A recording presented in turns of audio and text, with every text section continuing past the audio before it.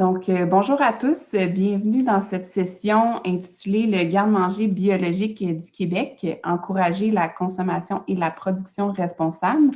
Je m'appelle Maude Dugas, je vais être votre animatrice pour cette session-ci.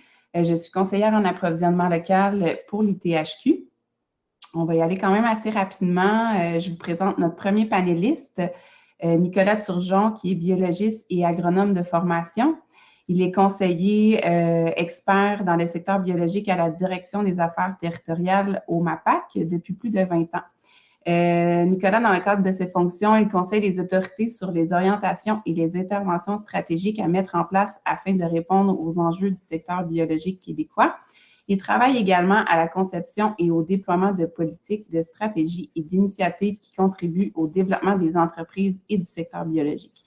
Enfin, il collabore avec les différents partenaires de l'industrie, regroupements d'entreprises agricoles, structures de concertation, centres de recherche et de transfert technologique, à la mise en œuvre de projets et d'activités visant à offrir aux entreprises un environnement d'affaires compétitif et durable.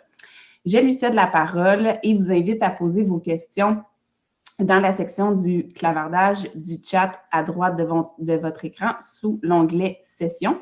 Je prendrai les questions à la fin des deux présentations qu'on a dans cette session-ci. Je vous cède la parole, M. Turgeon. Merci beaucoup, Maude. Ça me fait un grand plaisir aujourd'hui de vous faire la présentation sur le garde-manger biologique du Québec, encourager la production et la consommation responsable. Donc, rapidement, ma présentation comporte 5 sections et vous allez voir qu'à travers tout ça, on va faire un tour d'horizon du secteur biologique au Québec. Donc, pour commencer, Biologique 101, je pense qu'on va... On va se donner les grandes bases de ce que c'est le secteur biologique. Et évidemment, on commence par la définition. Donc, qu'est-ce qu'un aliment biologique? Une définition peut-être un peu théorique, mais qui, dans le fond, il mérite d'être mentionné, que c'est un aliment qui est issu d'un mode de production ou de transformation qui est axé sur la protection de l'environnement, la préservation de la biodiversité et des ressources naturelles, qui favorise le bien-être des animaux tout en privilégiant la prévention en santé des individus.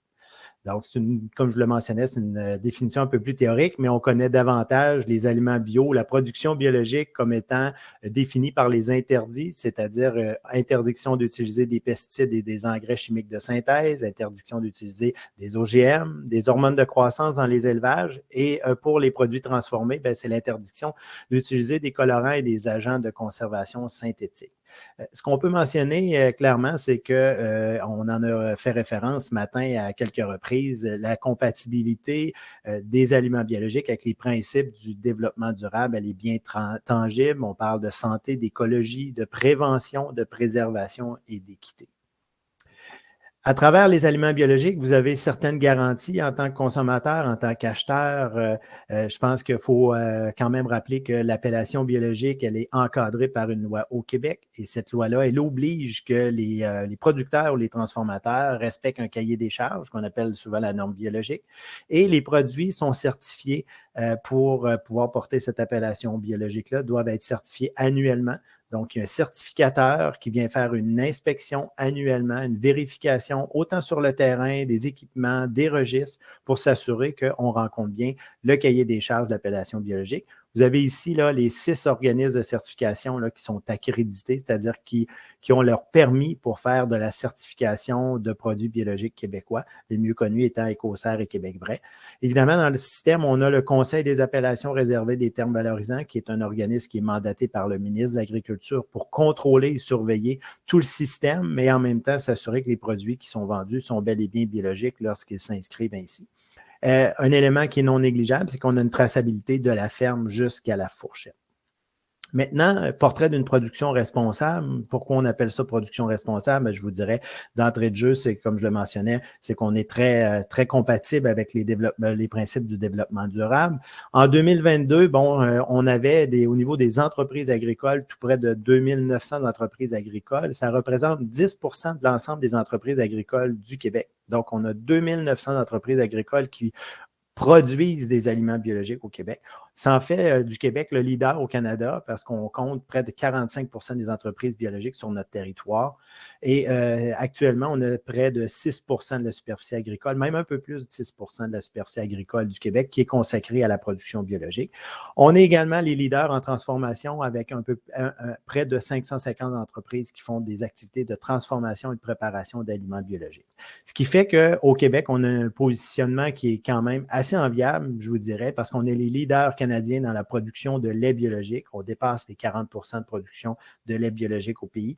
On est les leaders nord-américains dans la production de tomates de serre biologiques, de légumes de transformation biologique et de porc biologique.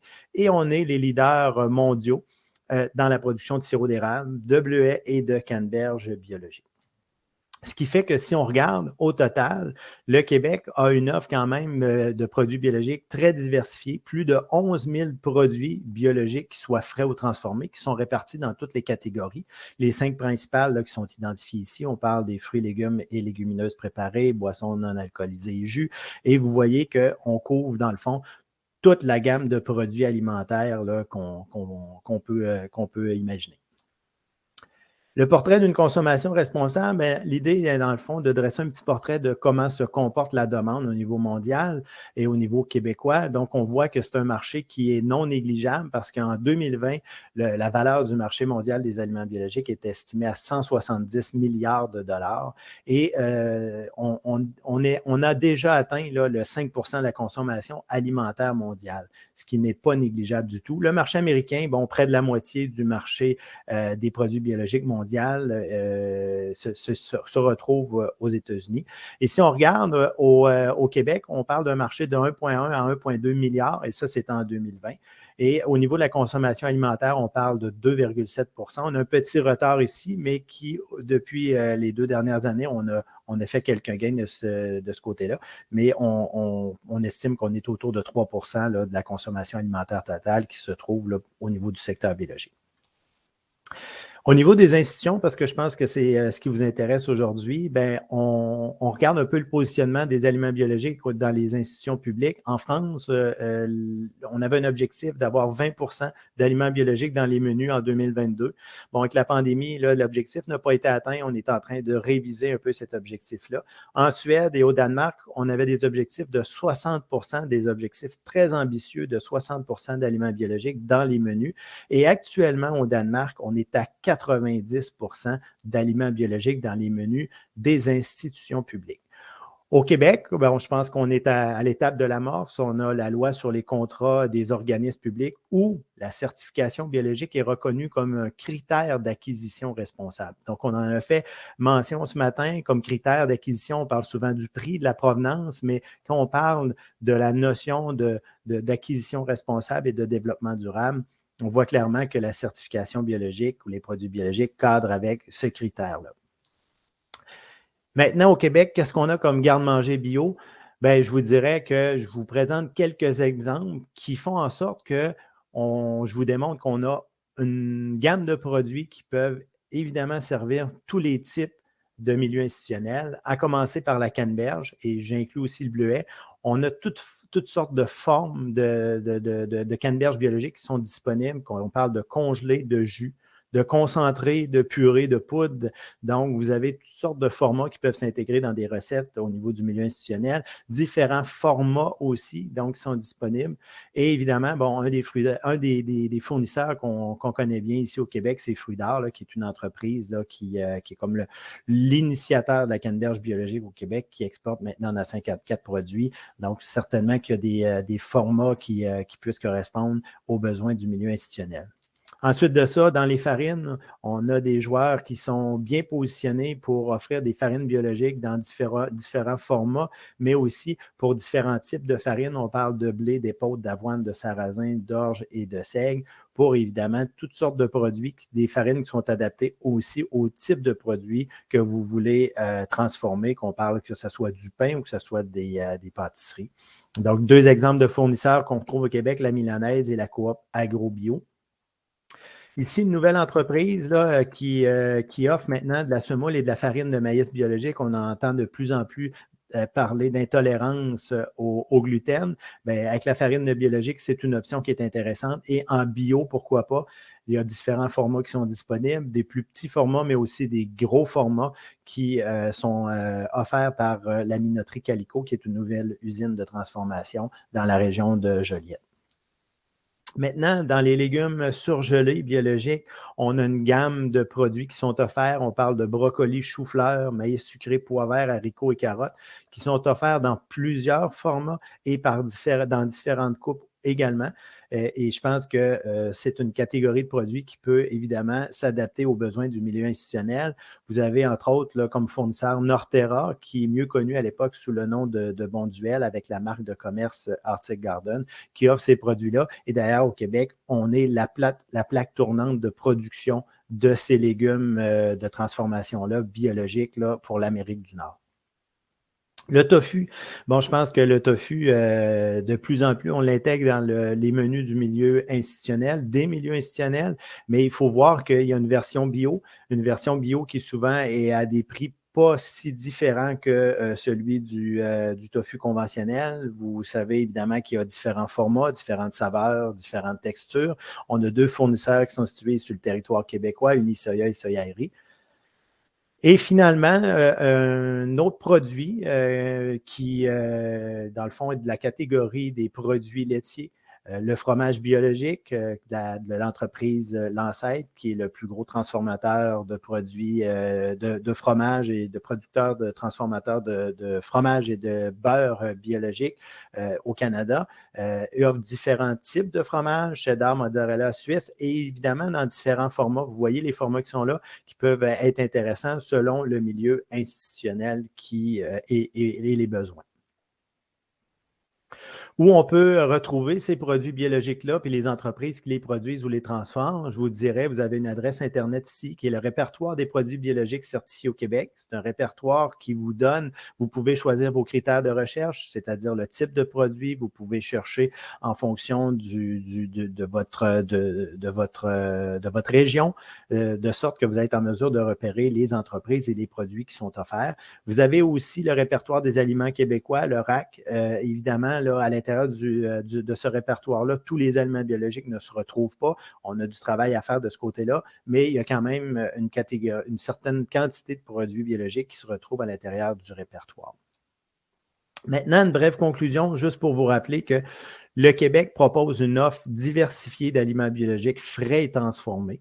Et évidemment, le secteur biologique québécois est en mesure de répondre aux besoins du marché institutionnel. Et je dirais des marchés institutionnels parce qu'il y a plusieurs types de marchés institutionnels.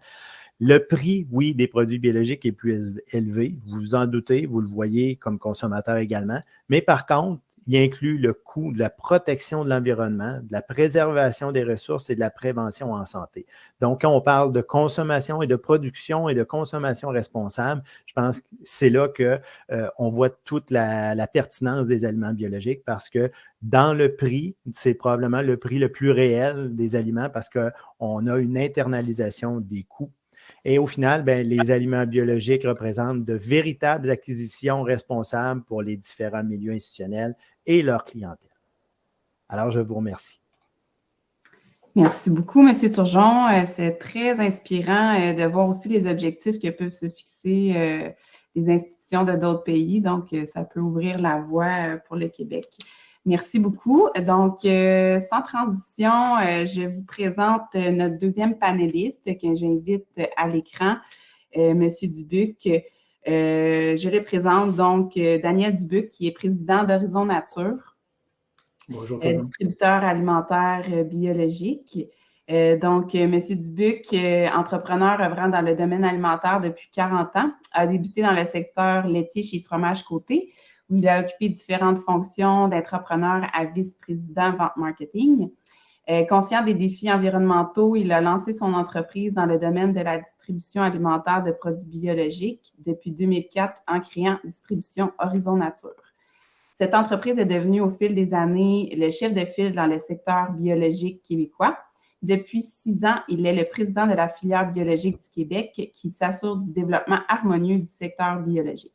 Aujourd'hui, le groupe Horizon Nature comprend un centre de distribution qui dessert l'ensemble du Québec avec plus de 3000 produits biologique, vegan, végé, sans gluten, sans OGM, etc.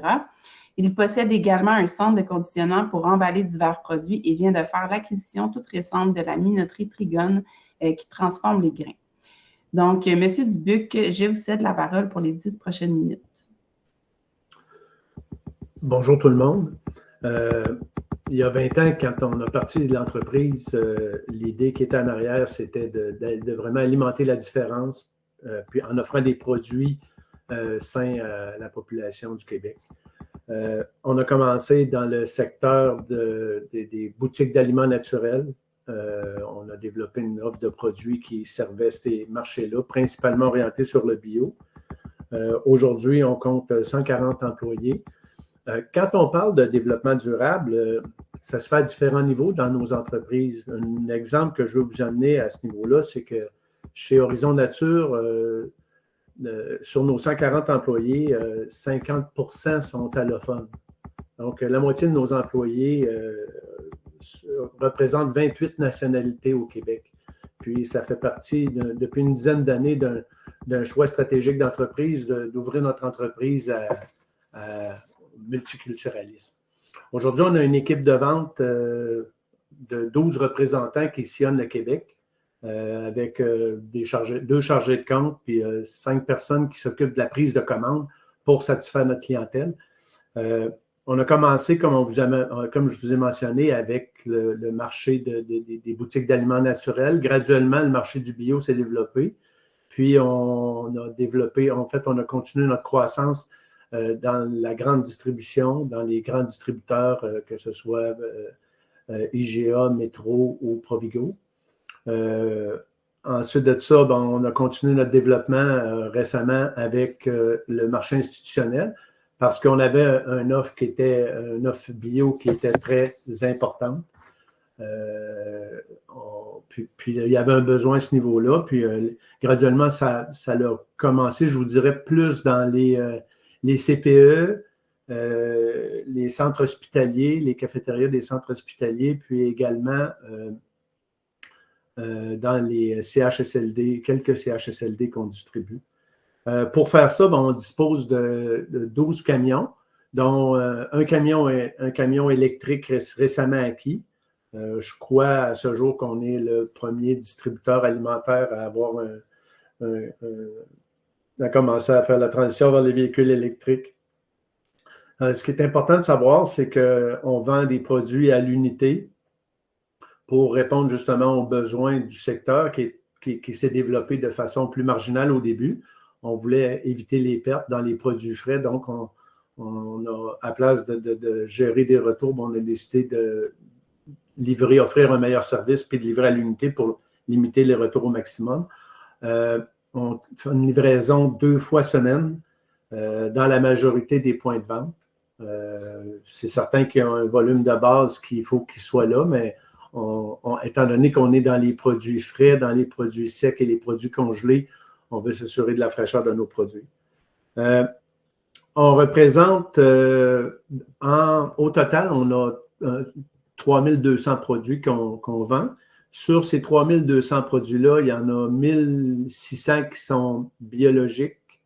De ces 1600-là, il y en a 1200 qui sont fabriqués au Québec. En fait, fabriqués ou emballés, là, la norme de la fabrication. Mais on travaille beaucoup c'est certain, avec les fabricants québécois. Le bio du Québec représente 55% de nos ventes aujourd'hui avec 85 entreprises. C'est ça. On a également, pour dessert, comme on vous a mentionné tantôt, 1400 points de vente. Les produits qu'on distribue principalement, en fait, les produits qui sont pertinents dans le secteur institutionnel qu'on voit beaucoup, c'est certain que c'est les produits de cuisine beaucoup. Mais pour vous donner quelques exemples, le pain, le kombucha, les yogourts et le lait, le tofu, le fromage, les œufs, la farine, les noix, le miso, miso fait dans les cantons de l'Est. Mais on a également de la choucroute, on a toutes sortes de produits, là, des produits, des condiments, des confitures, des produits en canne, toutes les sortes. On est bien organisé pour distribuer le marché institutionnel au Québec. On a une bonne organisation pour être capable de le faire. Les enjeux de ce marché-là aujourd'hui, je dirais que c'est les formats. Il faut quand même adapter les formats. Puis la chose, quand on adapte des formats, c'est sûr qu'il faut qu'il y ait un certain volume pour être capable de justifier que ces formats-là sont adaptés par les manufacturiers. Donc, c'est un petit peu la poule qui pond l'œuf et l'œuf qui devient la poule. Mais c'est une des problématiques. La deuxième, je vous dirais, c'est la fréquence de livraison, mais comme on vous a mentionné tantôt, on est quand même bien organisé, puis notre commande minimum est à 300 $, ce qui fait qu'on est capable de bien servir ce marché-là également. Le prix est un facteur prépondérant. Par contre, comme Nicolas l'a mentionné, il y a un marché pour ces produits-là. Puis je pense que le produit est de plus en plus en demande. Puis la clientèle, les CPE le font valoir parce que c'est aux enfants. Puis je dirais que les parents sont sensibles à l'alimentation, ce que vont consommer leurs enfants. L'autre chose que je pourrais vous mentionner, les possibilités de marché qui vont se développer dans le futur. Ce qu'on voit, Nicolas l'avait mentionné, les gens sont de plus en plus sensibles aux produits véganes, le tofu notamment, puis les produits issus de la transformation du soya. Ce qu'on voit apparaître, c'est des produits qui sont bio et qui sont véganes en même temps. On voit ça de plus. Je pense que ça va connaître un succès grandissant dans le milieu institutionnel également, où les gens cherchent une alternative à la viande santé. Puis le bio, là-dedans, peut faire un bon travail. Ce qui complète ma présentation. Si vous avez des questions, ça me fera plaisir d'y répondre. Merci beaucoup. Excellent. Merci beaucoup, M. Dubuc. Merci, puis bravo pour votre entreprise et d'aider à contribuer au garde-manger biologique du Québec. Donc, on va passer à la période des questions. N'hésitez pas à poser vos questions dans le chat à droite de votre écran sous l'onglet « Sessions ». Donc, je vais commencer avec une première question qu'on a dans le chat. Donc, je côtoie des entreprises certifiées bio qui considèrent que les institutions n'ont pas le budget d'acheteur du bio malgré la marge préférentielle de 10 %. Comment pouvons-nous les convaincre que leurs produits bio ont leur place dans le marché institutionnel? N'y a-t-il pas une plus grande intervention de l'État qui pourrait être mise en place, par exemple, comme au Danemark et en Suède? J'imagine qu'on peut être complémentaires dans nos réponses. Moi, je dirais qu'il y aura peut-être le chapeau de Daniel tantôt à titre de président de la filière biologique qui aura son mot à dire sur la dernière partie de la question. Mais ce que je peux vous mentionner, c'est qu'effectivement, dans certains secteurs de production, le 10 % d'écart est insuffisant pour couvrir la différence de coût de production. On a vu au cours des dernières années, par contre, que la marge entre le conventionnel et les produits biologiques a diminué. Donc, on est plus performant, on est plus efficace, on a réussi à être plus productif également au niveau des produits biologiques. Ça fait en sorte que oui, l'écart est souvent plus grand que le 10 %. Tout à l'heure, on a eu des présentations qui nous mentionnaient qu'il y a une possibilité de faire des contrats de gré à gré jusqu'à 121 000 $. Donc, ça, quand on est dans un contrat gré à gré, on n'est pas nécessairement soumis, je crois, à la règle du 10 %. Il s'agit juste, là, à tout le moins, là, d'avoir des bons critères là, pour établir. C'est probablement la porte d'entrée pour les produits biologiques.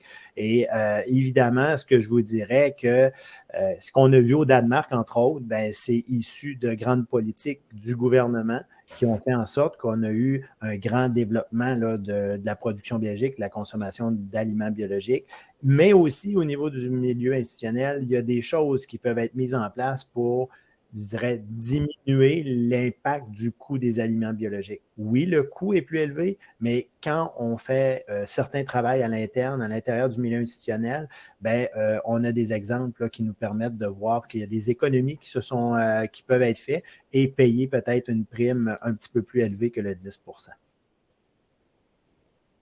Peut-être pour compléter la réponse de Nicolas, c'est certain que l'initiative actuelle en regard du bio au Québec est, on peut dire par rapport aux pays européens comme le Danemark et la Suède, est plutôt timide, mais c'est quand même un premier pas dans la bonne direction.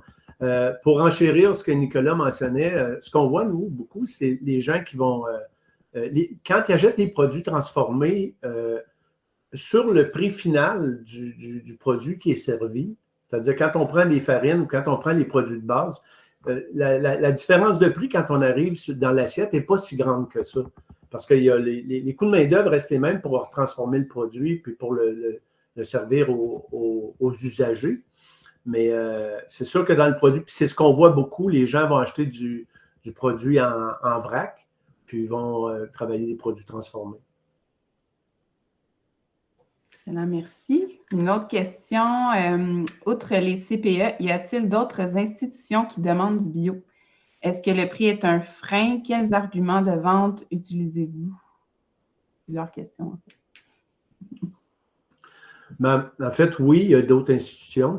Comme je vous disais, on est au premier balbutiement, puis quand on est en alimentation, le prix quand même est regardé, mais comme je vous ai mentionné tantôt, dans les produits en vrac, la différence est moins grande.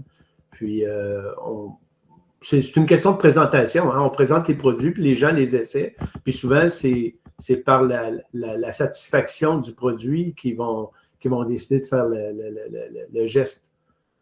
C'est une question de relation, puis de présentation, puis de travail. Excellent. Donc, une autre question que je peux vous poser ici. Les produits biologiques coûtent généralement plus cher, on en a parlé, que les produits conventionnels. Dans un contexte de budget alimentaire limité, comment est-ce possible d'intégrer des produits biologiques dans les menus? Comment peut-on diminuer l'impact de leurs coûts plus élevés? Bien, c'est sûr que si on regarde l'expérience des pays européens, parce qu'évidemment, on ne réinvente rien, ils ont le même contexte économique que nous, ils ont les mêmes, disons, barrières. Ce qu'on observe, c'est qu'ils ont travaillé beaucoup à diminuer le gaspillage. Et quand on parle de diminuer le gaspillage alimentaire, c'est beaucoup de planification qui se fait, beaucoup de planification de menus, de révision des portions également.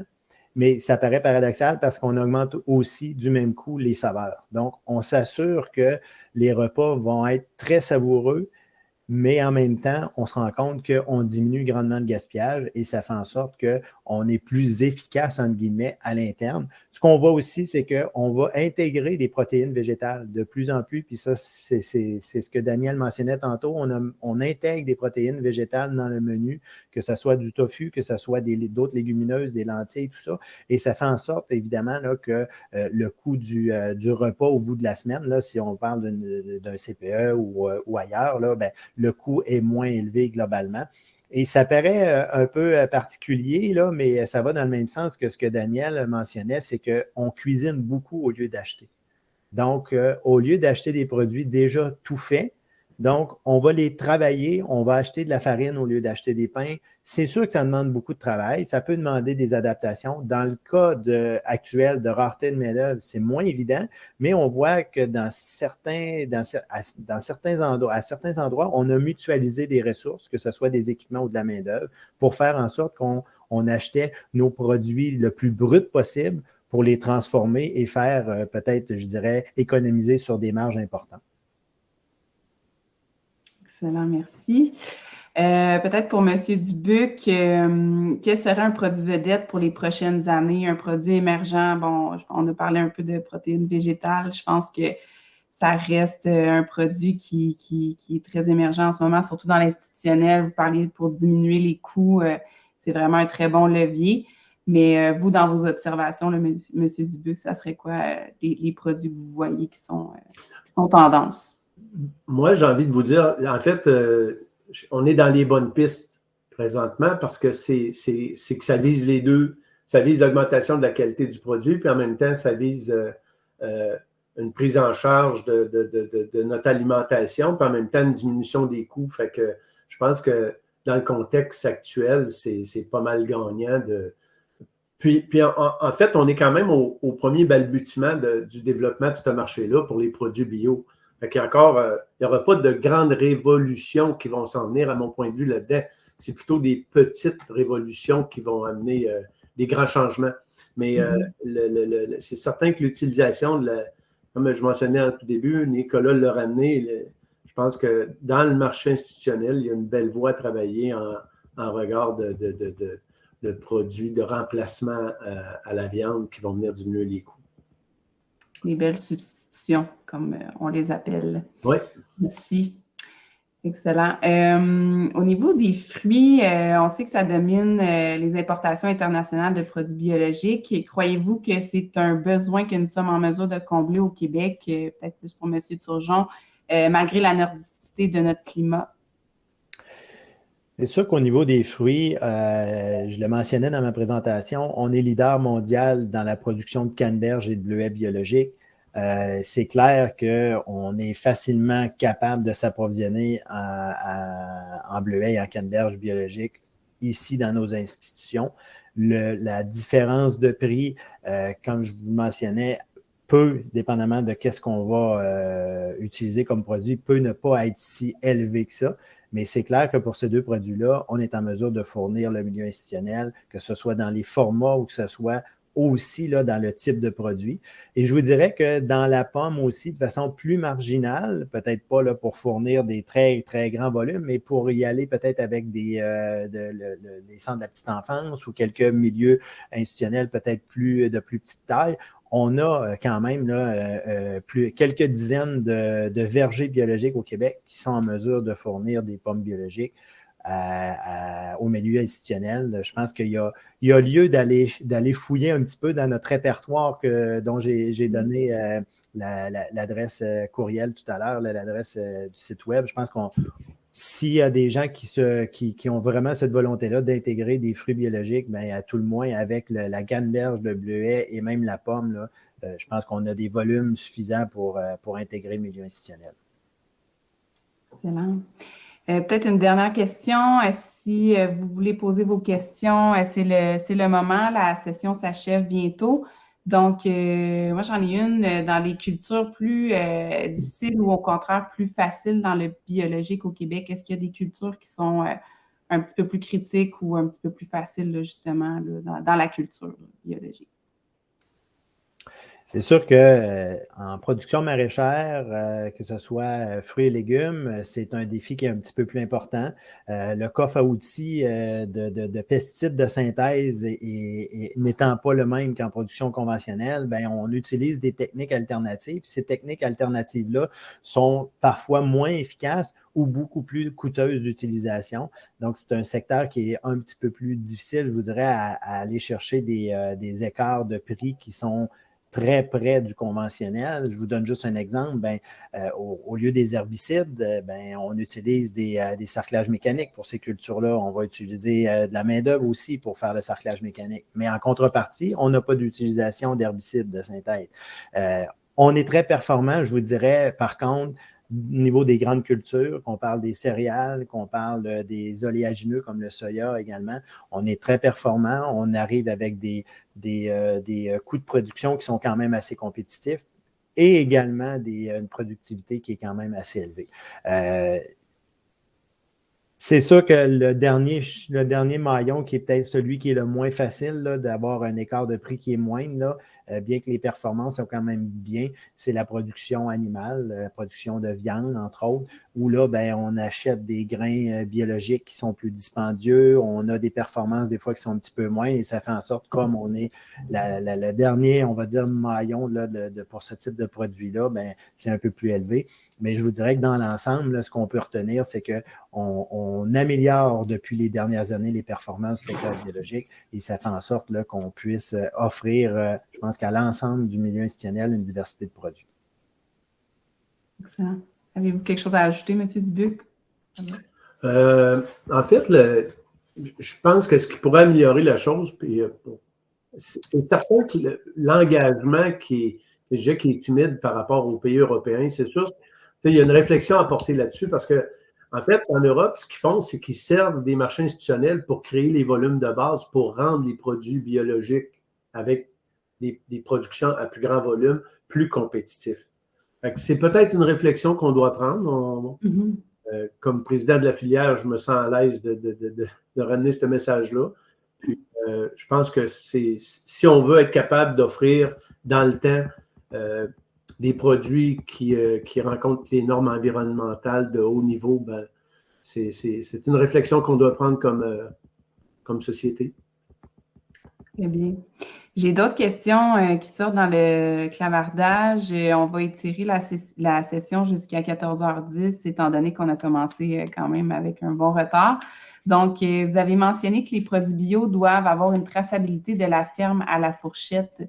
Qu'en est-il pour les grossistes? J'ai l'impression que le bio est parfois mélangé avec le conventionnel, ce qui fait annuler tout avantage concurrentiel. Par rapport à ça, la loi est très claire. Il doit y avoir une traçabilité du champ jusqu'à la livraison consommateur. Le seul maillon qui échappe, entre guillemets, à la réglementation pour lequel on n'oblige pas la certification, c'est la restauration. Mais pour tout le reste, tous ceux qui s'affichent ou qui affichent de la vente de produits biologiques, ces produits-là doivent être obligatoirement certifiés.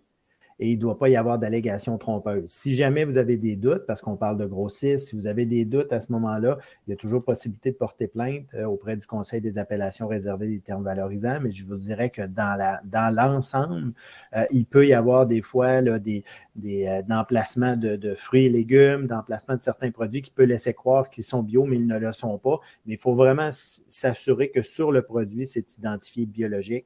On ne peut pas se fier là, à un étiquetage là, qui est parfois un peu nébuleux, là, mais je vous dirais, regardez sur les produits comme tels, l'obligation de la certification, la certification doit être obligatoirement indiquée sur le produit, ainsi que le nom du certificateur. Donc, on n'y échappe pas, mais ce que je peux vous rassurer, c'est que dans les enquêtes qui sont faites là, au niveau du contrôle et de la surveillance, là, les fraudes représentent à peine quelques pourcents. Donc, c'est très rassurant pour le consommateur parce qu'on y voit, là, c'est que la réglementation, elle est bien respectée. J'enchaîne avec une autre question. Êtes-vous au courant si des initiatives gouvernementales pourraient aider le choix bio par des soutiens monétaires, par exemple? Actuellement, à ma connaissance, il n'y a pas véritablement d'initiative là, quand on parle là, de faire le choix de produits bio pour le milieu institutionnel.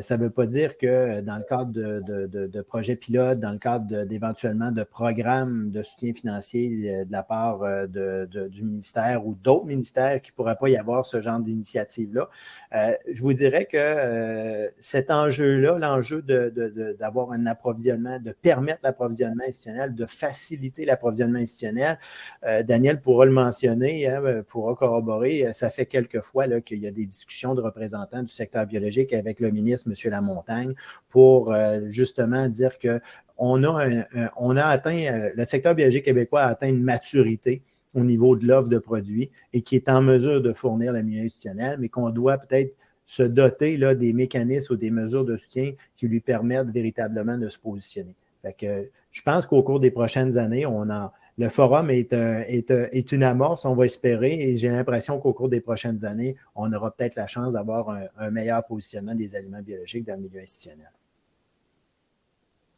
Il y a des discussions qui sont faites avec les gens au ministère pour voir s'il n'y aurait pas des moyens d'encourager l'intégration des produits biologiques au secteur institutionnel.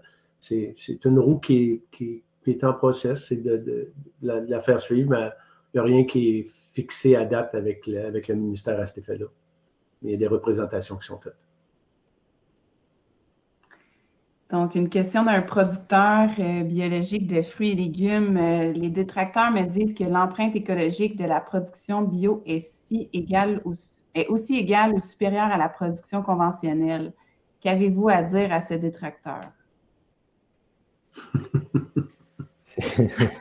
C'est très sensible, la production biologique. Et depuis le début, je vous dirais, moi, ça fait au-delà de 20 ans que je travaille au ministère dans le secteur de l'agriculture biologique et c'est un sujet très sensible. Très sensible parce qu'on dirait que le secteur biologique devient une menace pour le secteur conventionnel. On essaie toujours de se comparer. Moi, je dis toujours aux gens, arrêtons de nous comparer, mais définissons-nous comme on est. Donc, pour moi, ça m'apparaît clair de dire on n'utilise pas d'intrants de synthèse, de pesticides et d'engrais de synthèse. On a des bonnes pratiques de rotation. On met en place une série de mesures pour préserver notre environnement. Et quand on regarde, puis je vais juste répondre par une comparaison. Il y a des gens qui font de la production conventionnelle depuis des années et qui, malheureusement, ont de la difficulté à tirer leur épingle du jeu. Et que ces mêmes producteurs-là, quand ils font le saut en conventionnel, puis on en a vu, là, ben, quand ils se mettent à faire de la production biologique, ben, il y en a qui réussissent très bien. Probablement parce que le système le rend mieux. En termes d'empreinte écologique, je vous dirais que si on faisait véritablement une comparaison, le bio a peut-être des éléments pour lesquels il se positionne moins bien dans certains cas, mais en général, je suis convaincu que le secteur biologique est très bien positionné par rapport à l'empreinte écologique pour le développement durable. Puis je vous dirais qu'on voit toutes sortes de modes de production qui se développent au cours des années, comme l'agriculture régénérative, tu sais, tout ça.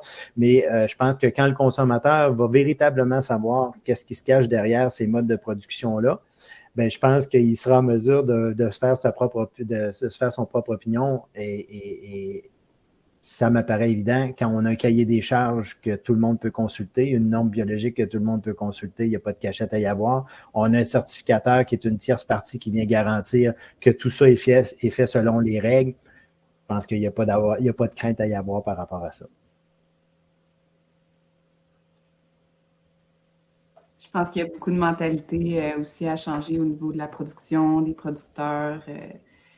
C'est des grosses machines qui roulent depuis très, très longtemps d'une certaine façon, le conventionnel.